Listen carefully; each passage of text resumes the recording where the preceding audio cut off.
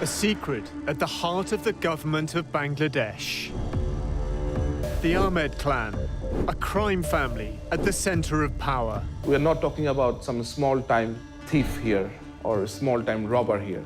We're talking about organized crime syndicate.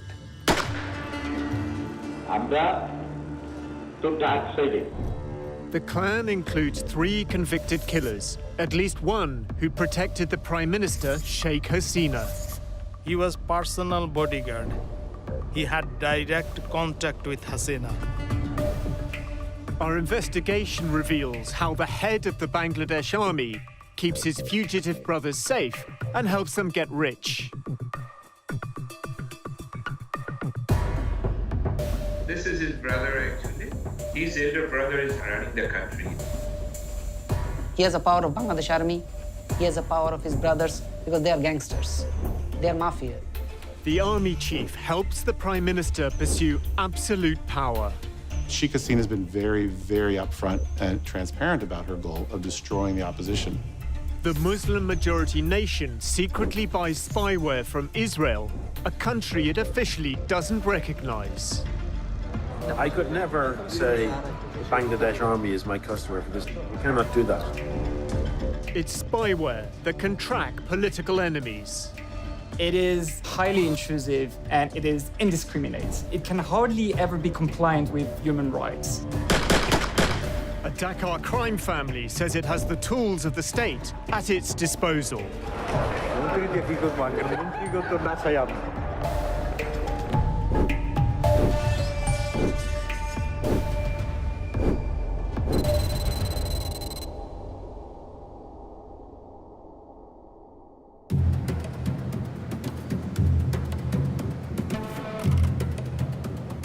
An international conference on disaster management is taking place in Singapore.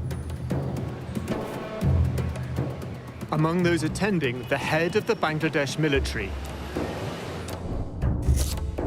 Aziz Ahmed is a 4-star general. His title, Chief of Army Staff. I always look at General Aziz and I see one of the most ambitious military officers I have ever seen in Bangladesh. Al Jazeera's I-Unit tracks the general's movements. When his official duties are over, he flies to Kuala Lumpur, the Malaysian capital. On the plane, he sends a text message to a contact called Hassan, Hungary.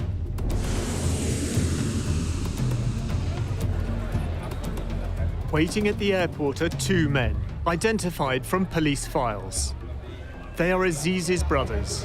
One is the man Aziz referred to in his text, Hassan, Hungary. His real name, Haris Ahmed. He fled a murder conviction and now lives under a false identity. He calls himself Mohammed Hassan. Also waiting is the youngest of the Ahmed clan, Joseph. He served more than 20 years in jail for the same killing. There appears to be a last-minute change of plan. Instead of meeting his brothers in public, the general exits using a diplomatic channel.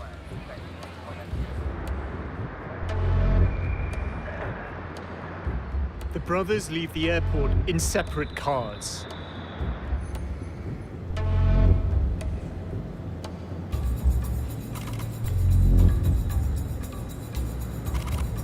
They regroup at a gated house in downtown Kuala Lumpur. Diplomatic cars from the Bangladesh High Commission are parked outside. Our surveillance team watches the property. The following day, the general returns with his younger brother, Joseph. Then another man emerges from behind the gates. General Aziz has led us to the oldest of the Ahmed clan, Anis. Anis Ahmed has been on the run since his conviction for the same murder as his brothers. He's built a prosperous life in his new homeland. Property records identify two owners of the house where the clan is staying: Anis Ahmed and Mohammed Hassan. That's Haris, the brother of Aziz. And this man is Anis Ahmed, the other brother. He's also absconding. Interestingly, he hasn't changed his name.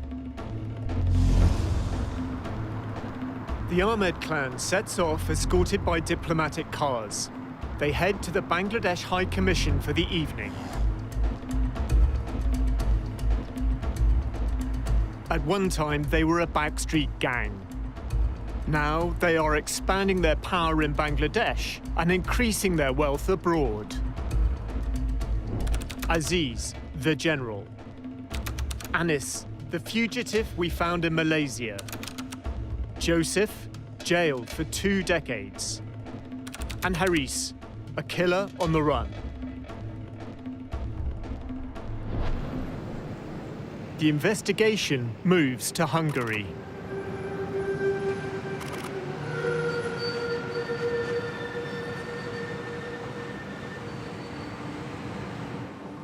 For the past 5 years, Haris Ahmed has lived a double life in the Hungarian capital.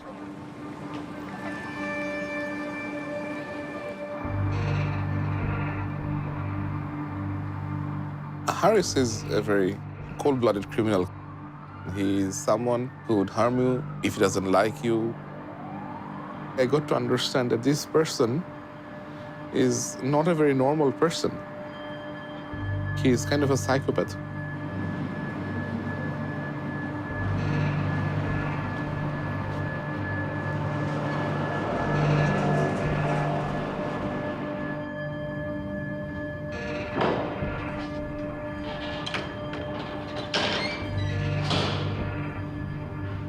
A former business associate speaks to us.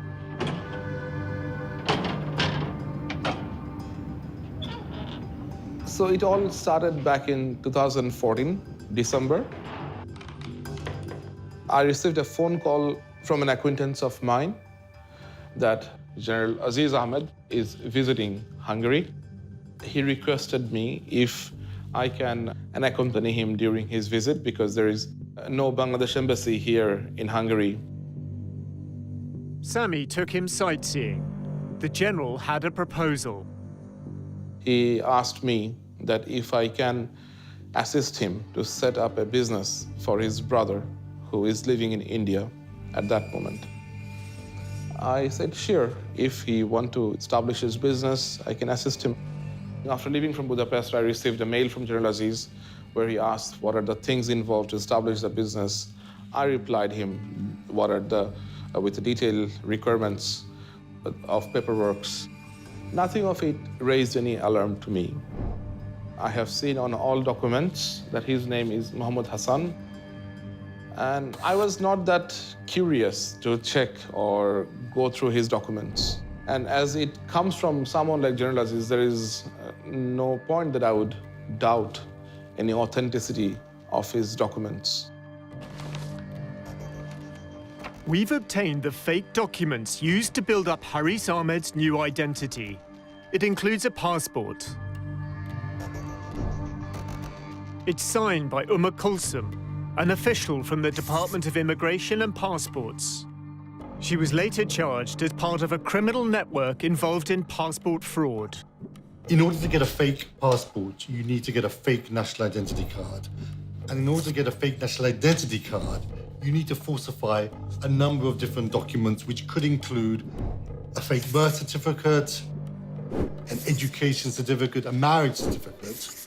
And in getting all of these documents, within Bangladesh, he's committing a host of different criminal offenses within the country. And then, of course, he then used that to get a passport, and that passport is a fake passport under a false name. And in flying under that passport, he would have committed offenses in all of the countries that he traveled to. The documents were sent from General Aziz's office. At the time, Aziz was head of the Border Guards Bangladesh, or BGB. Oh, this is really interesting. The witnesses on this document are Major Sujaul Haq, and Brigadier General Abul Hasnat. They're both in BGB, and they were both in BGB at the time when General Aziz was the head of BGB. So presumably, Aziz has managed to get these men to sign a document which is a forgery.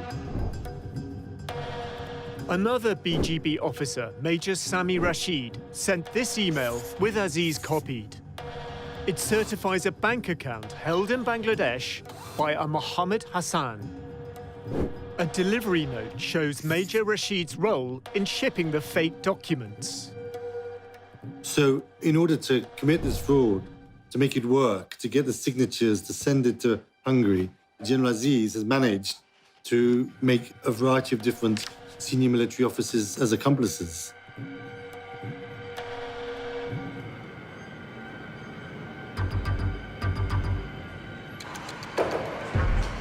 Haris Ahmed arrives in Budapest in early summer 2015.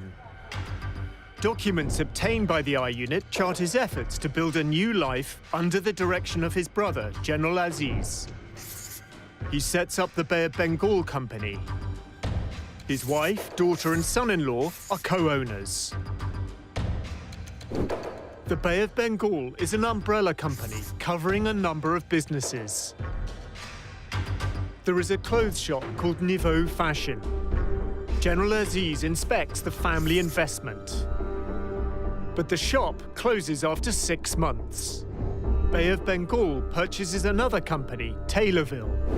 Next, it opens a restaurant in the heart of the city. It shuts down after 5 months. There is a hostel business providing cheap accommodation. It's called Bengal Hostel and closes within a year. Graham Barrow advises banks on how to prevent money laundering. This is highly indicative of structures put together for criminal intent. You're looking for any business that generates large amounts of cash. It's like restaurants, hotels still do a lot of cash businesses, or hostels. Technically, it's called commingling, which is like mingling dirty money with clean money, so that you can't tell which is which. Haris doesn't seem to care about his businesses. The Bay of Bengal reports a string of losses, losing thousands of dollars in various failed ventures. He would go out, drink at bars. If he would meet some woman, he would bring them to the hostel and they would party. He really doesn't match a businessman's profile to me.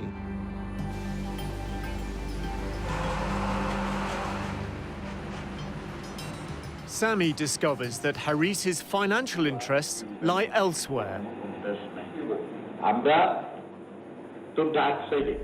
Haris acts as a middleman who uses his connections to secure deals, especially official Bangladesh government contracts.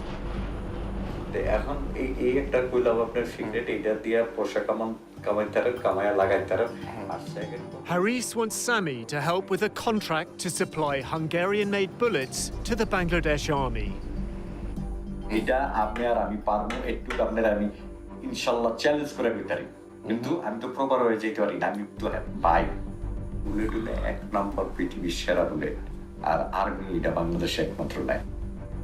Haris wants to use Sami as a frontman. ওনার ভাই এই হিসাবে আমি আর্মিতে কোনো জায়গায় আমি শোবো না, আপনি শোইবেন। কাজের অগত কাজের দরকার, আমাকে পয়সার দরকার। আমার শো দরকার কি আমি ওইখানে আপনার লগে যে বইয়া থাকবো, আমি কে পরিচয় দিবেন না। না দেখেন নাকি আমি পয়সা দিই আপনারা, আমরা খাইবেন আমি কেমন, এটা তো আর অটোমেটিক, এখানে তো আর অন্য কিছু না, এখানে ডাইরেক্ট চলে যাবো পয়সা। Haris finds out that a deal for military supplies to Bangladesh is taking place without his knowledge. He plans to stop it. যে এরকম আমি যদি আটকায় না দিতে পারছি, আটকায় আপনার কাছে যদি না এসে দৌড়ে ওকে, তাহলে আমার নাম হারিস না। ওকে, আর্মিতে কথা বলতে কটা বাজে বাংলাদেশে? বাংলাদেশে এখন বাজে 7টা-8টা মতো বাজে। He would start making phone calls to Bangladesh, to different individuals. He will bully them in very nasty way. He will abuse those people whom he is calling. Haris is calling a senior officer in the DGFI, Bangladesh's military intelligence.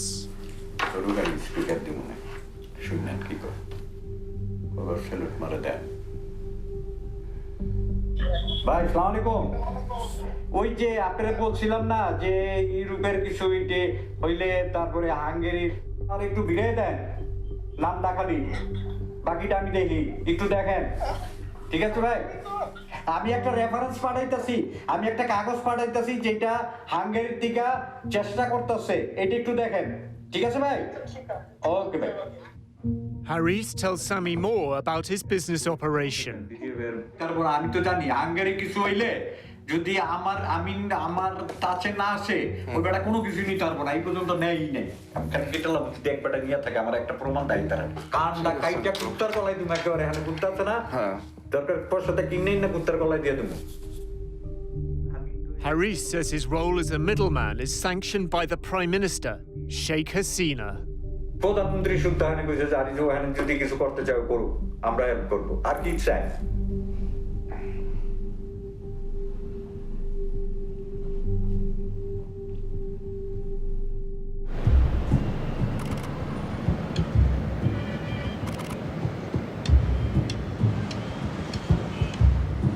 The destiny of the Ahmed clan has long been entwined with the story of Prime Minister Sheikh Hasina.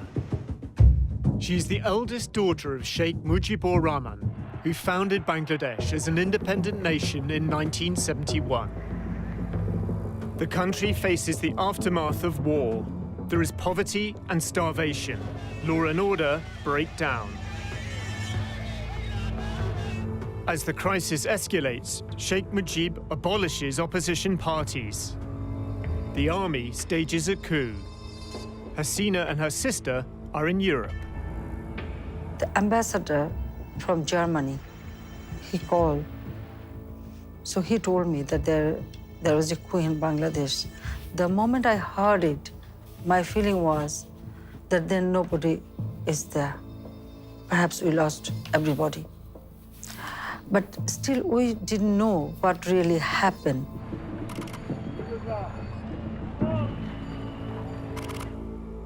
Army officers enter Sheikh Mujib's home. He is murdered along with 13 family members, including his 10-year-old son. The murder of Sheikh Mujib and his family was one of the most brutal episodes in the history of Bangladesh. The murderers even did not spare his little son. A large part of Sheikh Hasina's politics is shaped by her quest for justice, by her mission to avenge the killings. Less than 2 kilometers from where Sheikh Mujib is murdered, the Ahmed family lives in a sprawling district called Mohammadpur. Aziz is the second of 5 boys and a young teenager at the time. They would grown up in a very poor condition. Iqbal knew the family. He asked us to conceal his identity. His father had a low-level job, and whatever he earned, they couldn't run their family. Growing up amongst poverty and political strife, the 5 young Ahmed brothers form a close-knit bond. But Aziz stands out. In 1981, he joins the Bangladesh Army. The other 4, Anis, Haris, Joseph, and another brother, Tipu, they turn to crime. They were extorting money. They were doing kidnapping. They became a gang. It started from very small. Then they started killing people. They had a specific area in Dhaka around Mohammadpur, which they controlled, which they sort of divided amongst themselves with other crime bosses of Dhaka city. And they would go and extort businesses, and they ruled over that area as if it was their personal fiefdoms. These are criminals that we're talking about. They are killers who have caused significant amount of damage to human life. While living in exile in India, Sheikh Hasina becomes leader of the Awami League, the party her father had led. In 1981, she returns to Bangladesh. I started to mobilize people. The then government tried to prevent me so that I shouldn't come back. But I decided to accept it and come back to work for democracy.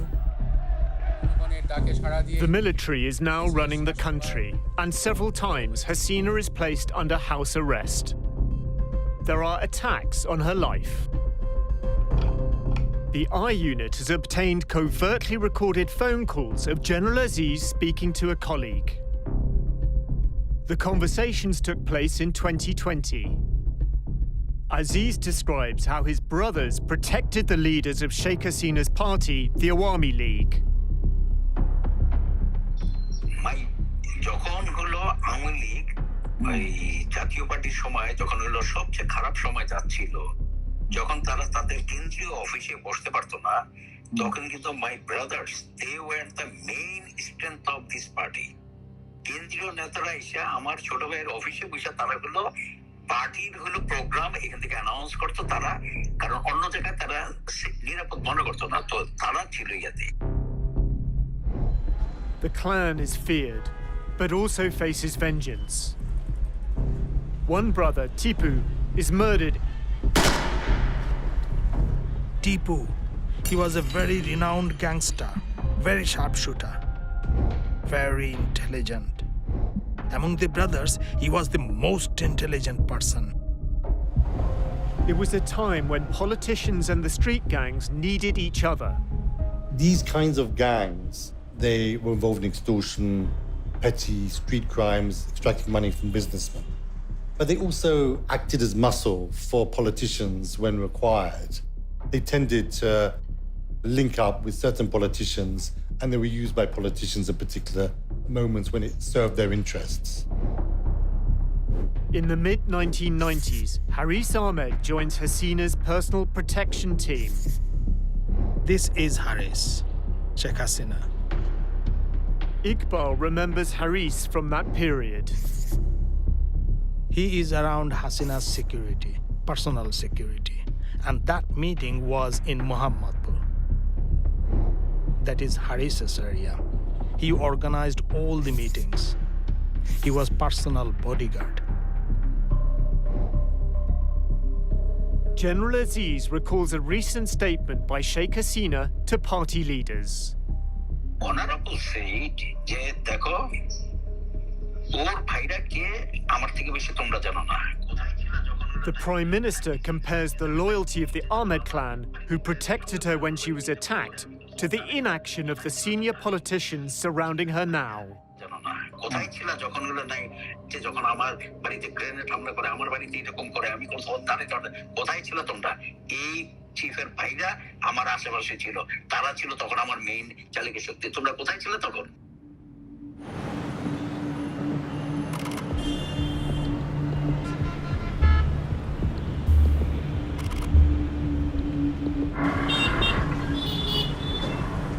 A murder on a busy street in Mohammedpur will define the Ahmed clan's future. Mustafa Rahman is said to be from a rival political party, one linked to the killing of Sheikh Hasina's family. Mustafa and two colleagues are surrounded.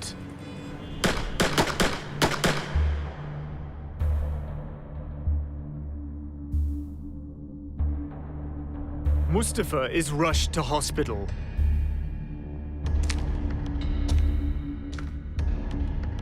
He gives a witness statement to a magistrate.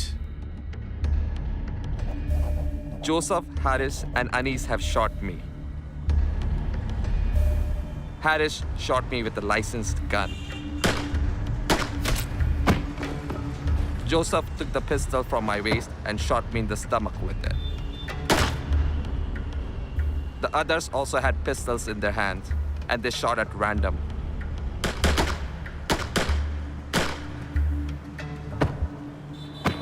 I was shot 9 times.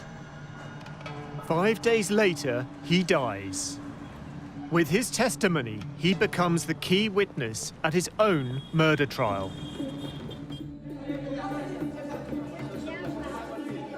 One month after Mustafa Rahman's murder, Sheikh Hasina becomes Bangladesh's new prime minister.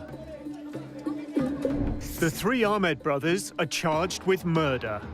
8 years later, when Hasina is no longer in power, they're convicted.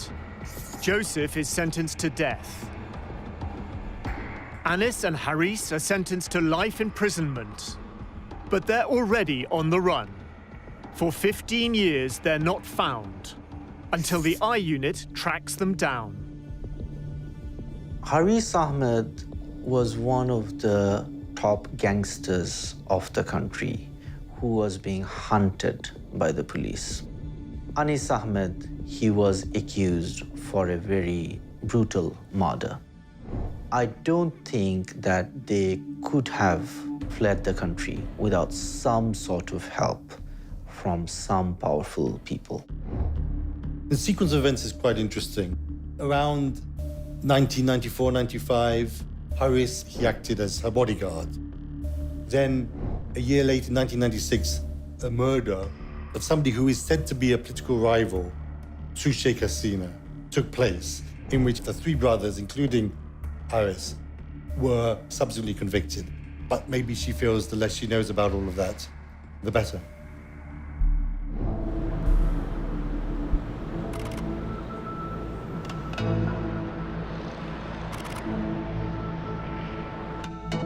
Sami discovers that his business partner, Haris Ahmed, is a wanted murderer on an Interpol Red Notice list.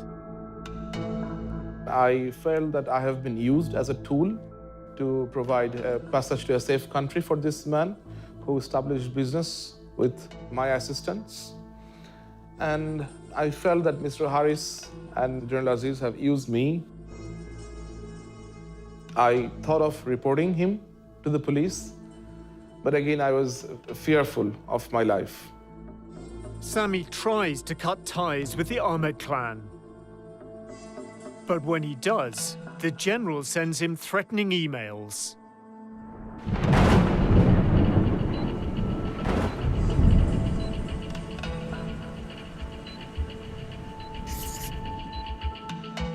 General Aziz became very violent with his words. He became very furious. He sent me emails where he directly threatened me.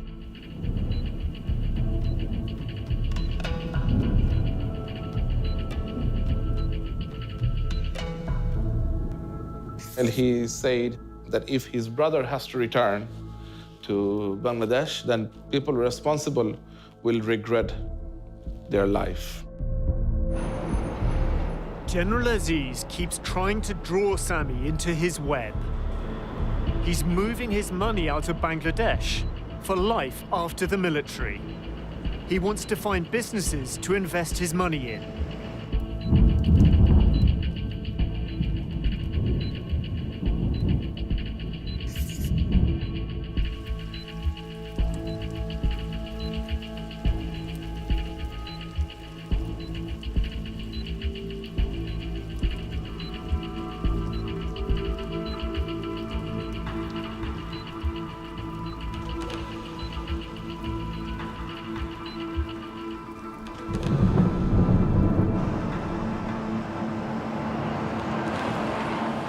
By 2019, Sami's had enough, but he goes along with their schemes. Except now, he's working with the I Unit.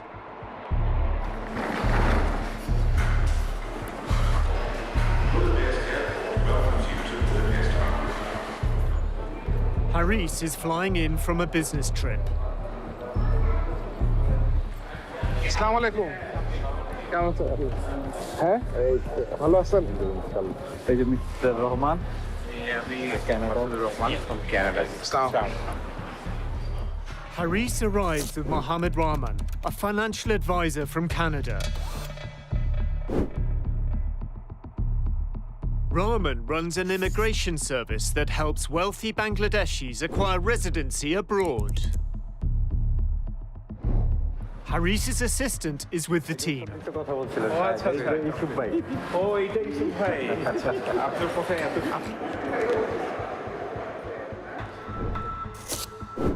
Yusuf Ali handles Haris's bookkeeping. কোথায় কোথায় গেলেন France থেকে গেলাম Morocco থেকে turkey থেকে আনাইলাম ঘুরতে গেছিলেন আচ্ছা The discussion turns to Haris's political influence in Bangladesh. His associates know Haris has connections to the Prime Minister. আপনি মন্ত্রী বলি কবে আপনি মন্ত্রী বলি কবে মন্ত্রীকে কি করবো মন্ত্রী তো না চাই আপনি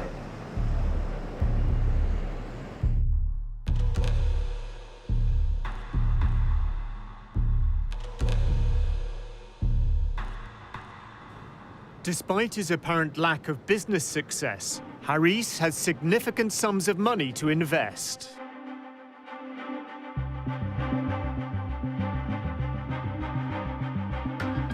Haris and Rahman want to buy a hotel. Sami is showing them around. How many rooms you have 66 66 rooms এটা কত টাকা চাই এটা 7.2 million euro 7.2 billion বাংলা কত টাকা ওই হোটেলটা is more viable than this one. The Bay of Bengal, the umbrella company for Haris's investments, has an office in this building. It's above a goulash restaurant, owned by Haris. Next door is an unlicensed foreign exchange bureau. That too belongs to Haris. It's manned by his assistant, Yusuf Ali. Yusuf confirms to Sami that Haris's main source of funds is government contracts from Bangladesh.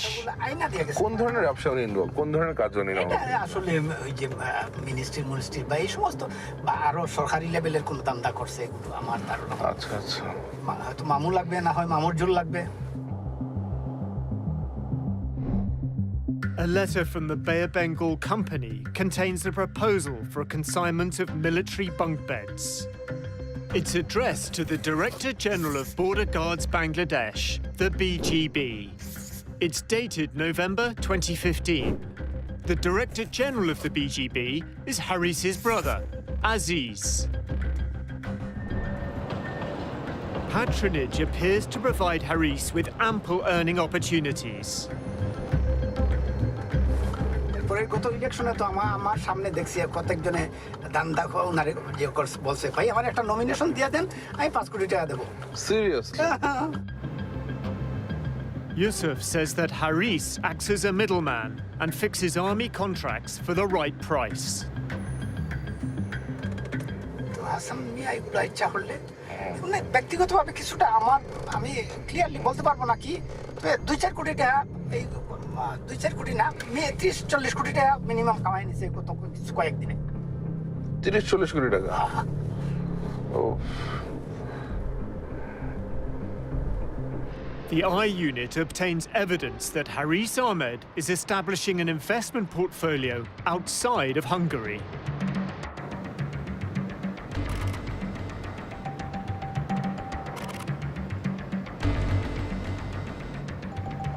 Using the same false identity, he builds a French business empire.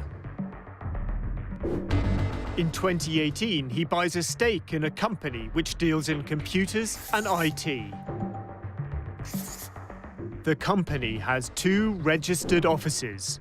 One on the outskirts of Paris sells mobile phones and offers international money transfer services. The pace picks up in 2019. In the space of just 7 months, Haris buys stakes in 4 more companies. In April, he found Snigdha, which owns a fast food outlet. Then in May, he buys a stake in a retail company called TPTY. He sells it shortly after.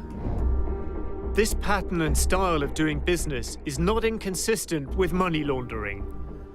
The construction of companies, company types, jurisdictions, bank accounts, the whole range of activities that he has been involved in are entirely consistent with schemes put together to funnel criminal funds through the system in order to make them look legitimate. There is absolutely the ability to hide in plain sight. So the busier the financial centre, the easier it is to lose a bit of dirty money in it. In June 2019, he registers the Bay of Bengal in France, which owns an Indian restaurant.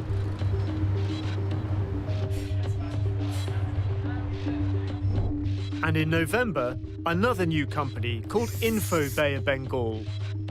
This store is at the company's registered address. He's connected to 3 properties in the Paris suburbs, including one with an estimated value of nearly $500,000. Corporate filings reveal a buying spree by Haris, who's moving money into France under his fake European Union residency. It's introducing the money into the system, layering, moving that money between lots of different companies and countries, and then integration, putting it back into the real economy. Well, what better place to put it back into than property? It is the traditional home of dirty money.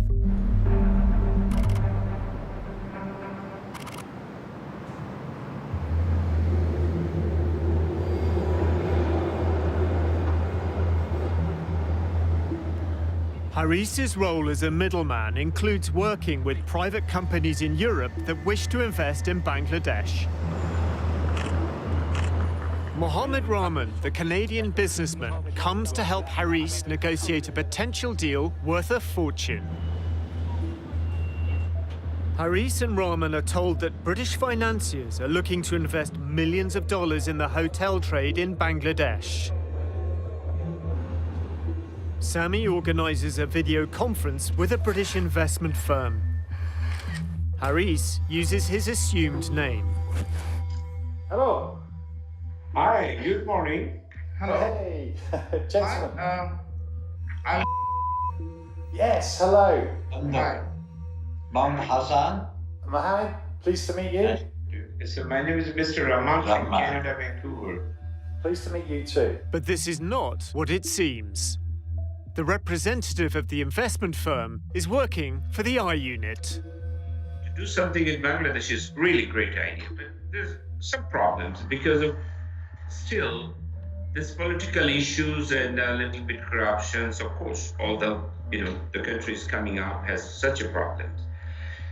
But good things for Mr. Hassan because he is very well connected with the high officials, very connected with the government, especially the Prime Minister herself. In return for his high-level contacts, Haris demands a commission of 20%. Just 1 second, please. He breaks down the fake investment proposal.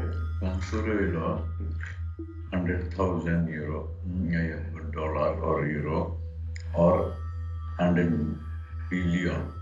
It invest করতে হবে যদি 5-star by any business Dhaka করতে চায় for land by purchase এত মিলিয়নের নিচে কোনো suitable ওই ধরনের ব্যবসা হবে না আমাদের যেটা we take 20% for all negotiation. Then Rahman spells out how they work. Then he will send this letter to his elder brother and will officially visit your place to talk a little bit more. If needed, we'll call our High Commission in London. So High Commission people also will be in the meeting to make it real official something. Then he can take this proposal to our Prime Minister and the army chiefs, which looks better and solid and concrete. So his company will be your consultant for Bangladesh. Basically, at this moment, his elder brother is running the country, in fact, because our Prime Minister leave everything to army chief to run the country for the big developments. This is his brother, actually.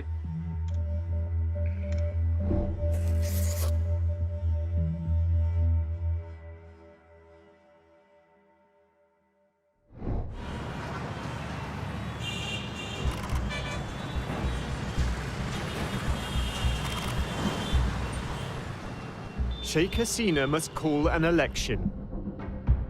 A year earlier, she'd appointed Aziz head of Border Guards Bangladesh. As her Awami League government faces election defeat, the BGB becomes involved in overseeing the vote. Aziz was head of the BGB. His role was to quieten the opposition, prevent them taking control of the streets, preventing them being a political force which the government couldn't deal with. He was very proud of that, and he said that he was the one who handed those elections to Sheikh Hasina. And it was a very crucial moment. It was very possible at that time that the Awami League government could have fallen.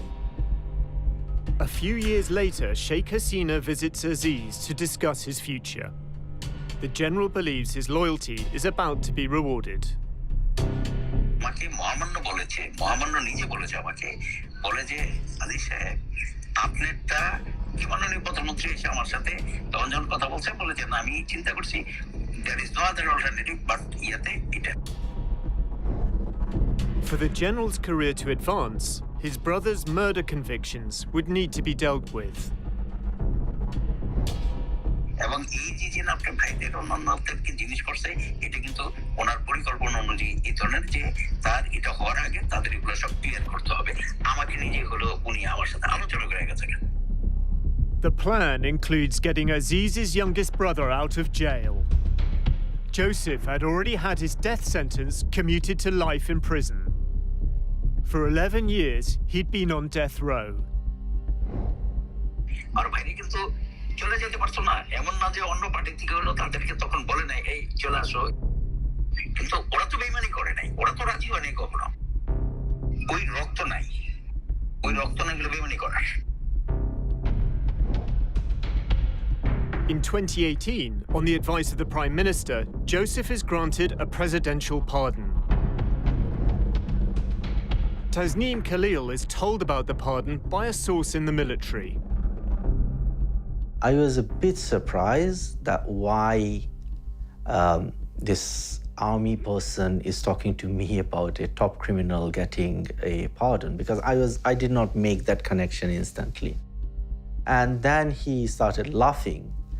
And then he said, you realize one cannot become the chief of the army when his brother is in prison on murder charges.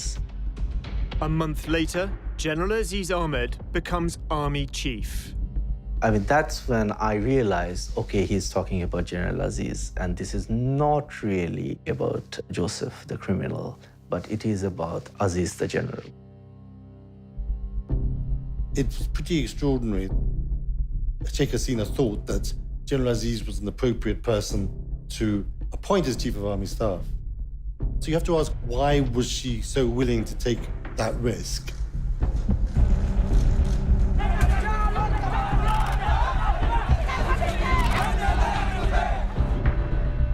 In December, Sheikh Hasina holds another election. General Aziz helps her consolidate power. In 2018, Army played a very active role and assisted the massive rigging that went on in nearly every voting center in Bangladesh. The leader of the opposition and Hasina's longtime rival, Khalida Zia, is in jail. Others detained and never seen again. Sheikh Hasina has been very, very upfront and transparent about her goal of destroying the opposition. She's basically trying to brand herself and her family as being synonymous with the state. The opposition has been significantly repressed. They can barely function as an opposition. The law enforcement authorities have been able to act with tremendous impunity in relationship to extrajudicial killings and enforced disappearances, which have to some extent become systemic now within the whole way in which the country operates.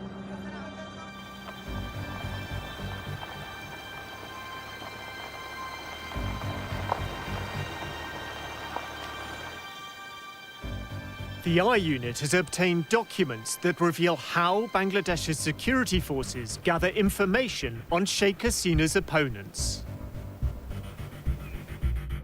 The files include a contract to purchase spyware dated June the 26th, 2018, the day after General Aziz took control of the army.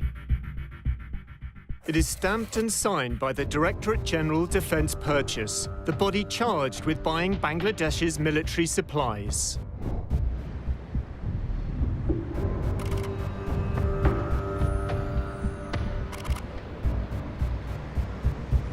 In February 2019, I was contacted by a friend of mine who was serving with the DGFI. A group of 4 Bangladeshi officers are visiting Budapest for some official reason. The officers are from Bangladesh's military intelligence service. I invited them for dinner. They said they will have 3 more guests with them. The 3 additional guests include 2 Israelis and an Irish national. But the 2 Israelis, who are intelligence experts, decide not to attend dinner. Only the Irishman gets out. The Bangladeshi officers introduced me to the guy, and he introduced himself as a contractor for some surveillance equipment company. I heard them discussing about purchasing this spyware, this device that they can basically conduct surveillance on general people's mobile phone. The contractor said that no way that people in Bangladesh should know that this product comes from Israel. And that is when I decided to turn on my recorder. My company is based in Singapore, so I am the selling agent. The middleman for the deal is James Maloney from Sovereign Systems. So we can supply Wi-Fi interception, as well as cellular, as well as video surveillance. The documents confirm that Bangladesh is indirectly buying surveillance equipment from a company in Israel. HIC-6 was founded by former Israeli intelligence experts. Bangladesh has no diplomatic relations with Israel and cannot legally trade with it. The Bangladesh passport prohibits travel to Israel. Bangladesh has the world's 4th largest Muslim population. It says it won't recognize Israel until there's an independent Palestinian state. The Bangkok-based Maloney acts as the facilitator. But even his company's website includes no reference to PIC-6. It's from Israel, yeah. So we don't advertise that technology. We don't put the cellular interception or Wi-Fi interception on the website. We're very careful about our public profile. The Israelis train the 4 Bangladesh intelligence officers in a warehouse outside Budapest. We've blurred the images of the Bangladeshi officers. James Maloney is in the middle. We've been unable to identify the 2 Israeli intelligence experts. PIC-6 did not respond to our request for comment. The spyware's manual describes the P6 Intercept, also called an IMSI catcher or Stingray, as a mobile phone monitoring system. It behaves like a cell tower, so all of the phones in a certain area are going to connect to it, and it's going to be capable of intercepting communications. Everything you're doing on your phone, text messages, phone call, but also the website you visit, are going to be intercepted. Up to 200 or 300 mobile phones can be connected to it simultaneously. The specific model is also capable of interfering with the communications. So you're going to be able to change the content of a text message. You could be spoofing the identity of someone. Israeli technology can now be used to monitor and quell further protest. It is a tool of mass surveillance. The sort of use we've seen is to kind of identify groups of people and to determine the networks that exist. So you know there's one person who's going to be there. You're going to the place, whether it's a protest again or a gathering, and you're looking at everybody who's in the area, and so you can keep investigating and having more people under surveillance at the same time. The technology is very aggressive and intrusive. You don't want the public to know that you're using that equipment. The final contract contains the condition that the supplier and the Bangladesh military sign a non-disclosure agreement. It also hides its origin. Instead, it states, made in Hungary. Knowledge is power. So if you know what people are saying, where they're going to meet up, what they're planning to do, you can know a lot of things. And then you have the power to act. Haris claims he can use Bangladesh's security services to monitor the phones of rivals. He says a paramilitary unit called the Rapid Action Battalion tracked a phone for him. The head of RAB at the time is Benazir Ahmed, here with Haris's brother Joseph after his release from prison.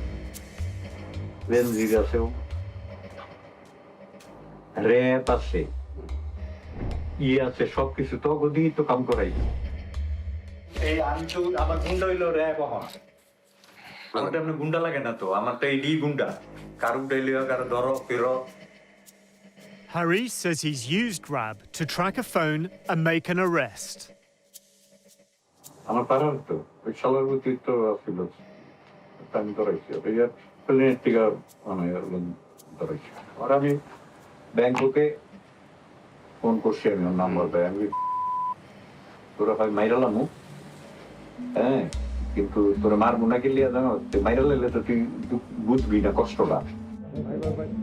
Salim Prodhan was convicted of gambling offences and jailed for 6 months.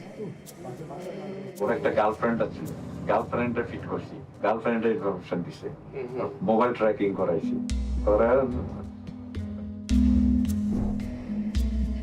In April 2020, Benazir Ahmed moves from RAB to become the most powerful policeman in Bangladesh.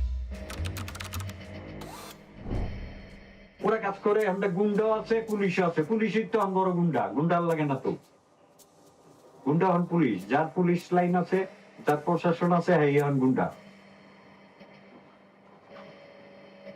Haris prefers not to attract attention by directly involving his brother. যেটা আমি কি করতে আর খামোশা খাকি পোশাকের মধ্যে ঢুকে বসে থাকবো হিসাবটা বুঝছেন সে অমুক আছে তমুক আছে আইজি আছে এবং তা আমাকে তো দরকার হয় না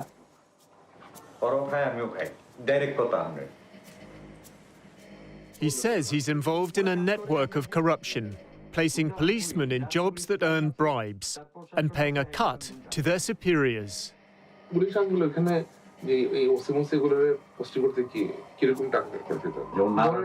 আমি আপনার এয়ারপোর্ট থানার ওসি মিনিমাম 10 কোটি টাকা 5 কোটি টাকা অ্যাকচুয়ালি ট্রান্সফারের টাকাটা খায় home minister IG police commissioner তিনজন মনে করেন 5 কোটি টাকা কন্ট্রাক্ট করলে হয়তো 3 কোটি টাকা দিয়ে 2 কোটি টাকা আমরা এটি কখন যায় বুঝছেন এই হলো কাহিনী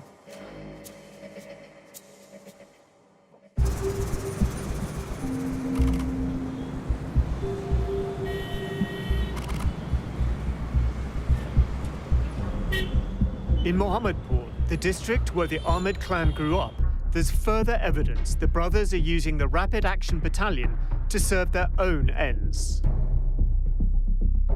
A local politician, Mizan Rahman, is arrested. Although he's in Sheikh Hasina's party, the Awami League, he's also the brother of Mustafa Rahman, the man murdered by Haris, Joseph, and Anis. I heard the bullet. It's really very shocking news for us. And I didn't know why. Mahdi was a boy when his uncle was murdered. It's a very terrible moment. It's a brutal murder. He now lives abroad. He says General Aziz is using RAB to punish his family. It was his uncle's testimony that sent Joseph to prison, and Haris and Anis on the run.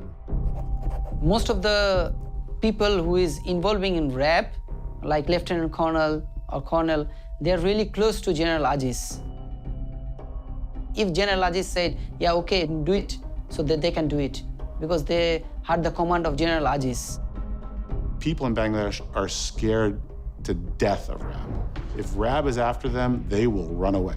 And we've seen many cases of human rights activists, women's rights activists, even internal critics inside the Awami League who have fled the country because they heard RAB was going to come knocking at their door. He has the power of Bangladesh Army. He has the power of his brothers because they are gangsters. They are mafia.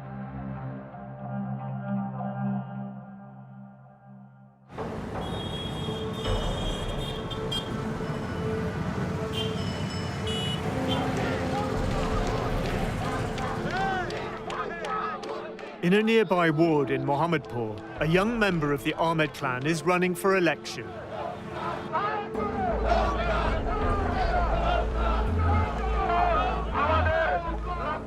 Asif Ahmed is the nephew of General Aziz and son of Anis, who lives in Kuala Lumpur.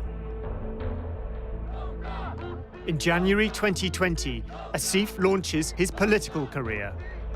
He wins on an anti-corruption platform.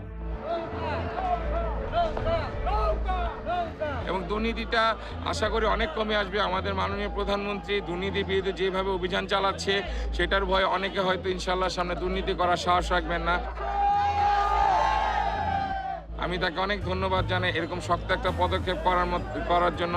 নিজের দলের লোকজনকে সে ছাড় দেয়নি এই দুর্নীতি বিরুদ্ধে অভিযান করার জন্য। ধন্যবাদ।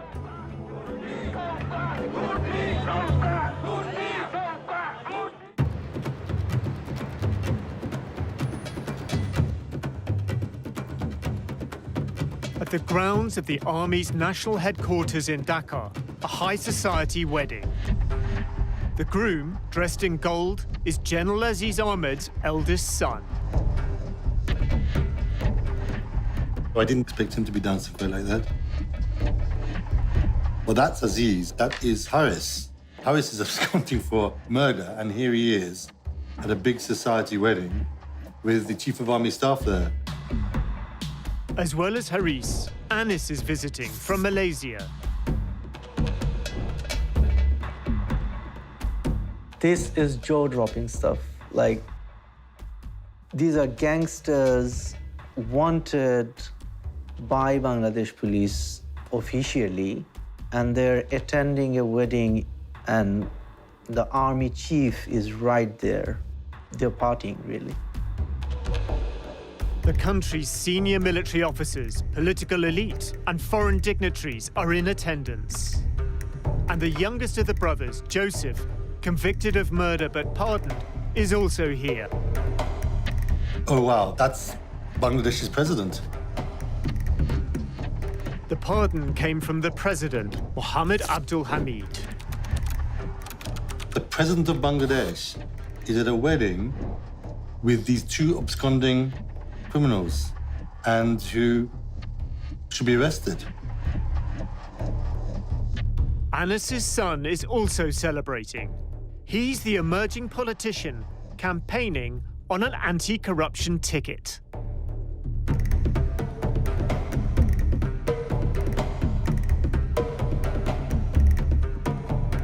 The next generation is properly in place.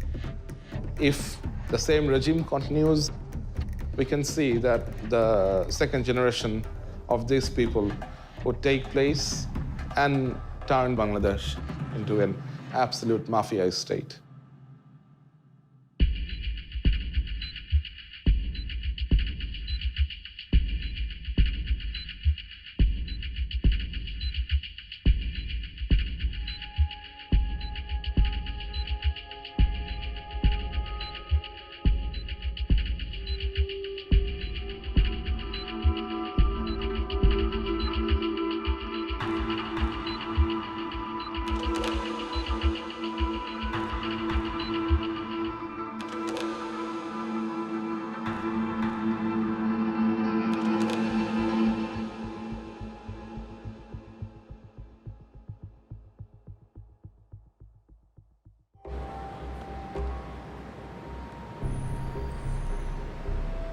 I feel that I have been relieved of a great responsibility that I had to share the truth, to expose these culprits to the world. And of course, I am fearful. I feel afraid. I am feeling scared that they will come after me.